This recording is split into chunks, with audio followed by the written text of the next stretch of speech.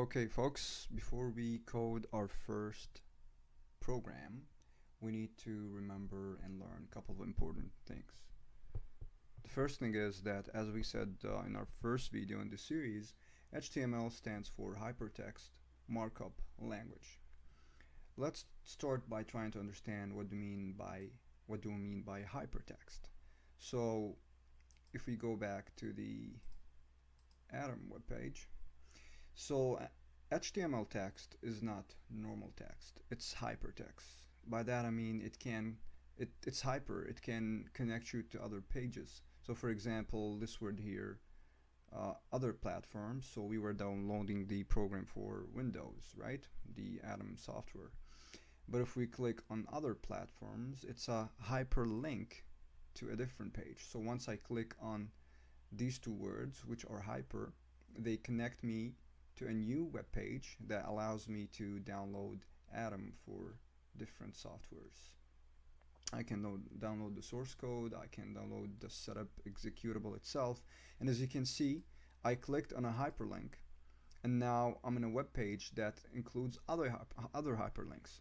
So this hyperlink allows me to get the source code, this hyperlink allows me to get the executable, and so on and so forth. So the power of HTML is that the text you write can become a hypertext that links to other pages, and this way you can link more than web page to the same website. And HTML is a markup language. So what do you mean by a markup language? And for that I have prepared a very simple website here to show you what I mean by markup. So for instance, here's the web page that I built loaded. So in HTML, you can grab the text and you can mark it up. You can increase the size of the text. You can make the text bold. You can italicize the text. You can add colors to the text. You can put background images. So HTML allows us to mark up the text.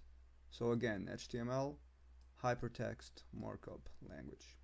Now, HTML is used to describe what you put on the page. So you describe the structure of the page. You say this part of the page is the title and this part is the text.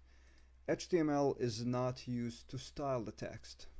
So the coloring that I have here and the borders and the bold styling of the text is not HTML.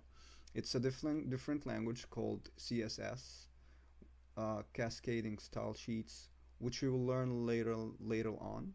Now we're gonna focus only on HTML. So this web page that I built, if we look at the code right here, if we have a clean HTML only code, so bear with me here, this stuff that I'm deleting, we will learn it in a different course when we learn the CSS together. But the document now, it has only HTML code. There's no styling code. So the HTML describes where the title goes, it describes where the heading goes, where the paragraph goes, and in later videos we will describe every element here in detail. But for the purposes of the current demonstration, if we refresh this page, voila, so now we only have HTML.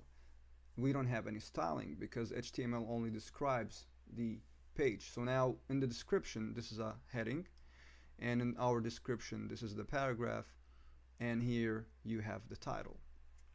In future videos we will learn how to style, but for this course we will work more on describing. HTML document is made of elements. So if we look again at my code real quick, so I have a title element, and the title element, gives the page its title. I have a h1 element, which is the heading, and it gives my web page its heading. Then I have the p, which is a paragraph element, and it gives my web page its paragraph. Now each element in HTML is represented using a tag. So if we look at my code again, the title has a tag here called title, which opens the element, and then you put the content inside,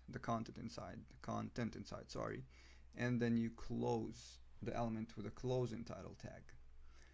Same thing for the heading. We open it with a h1 heading and we close it with an h1 closing tag. Paragraph, opening paragraph tag, and closing paragraph tag. If you notice, the difference between the opening and closing is we have dash here. So this sign here signals to the web browser that the tag closes. If, for example, I forget to close the tag, let's see what happens. So if I forget to close the tag, then the browser will not know that this element is a paragraph because I forgot to close the heading tag. And now all the elements that I have here are headings. So make sure you always close the tag when you finish writing the content inside. So what we learned in this video, the last part, can be simplified by saying, let me open a new slide here, is that in HTML, when you want to use an element, you write the element name in an opening tag. Then you type the content that you want to go inside the element.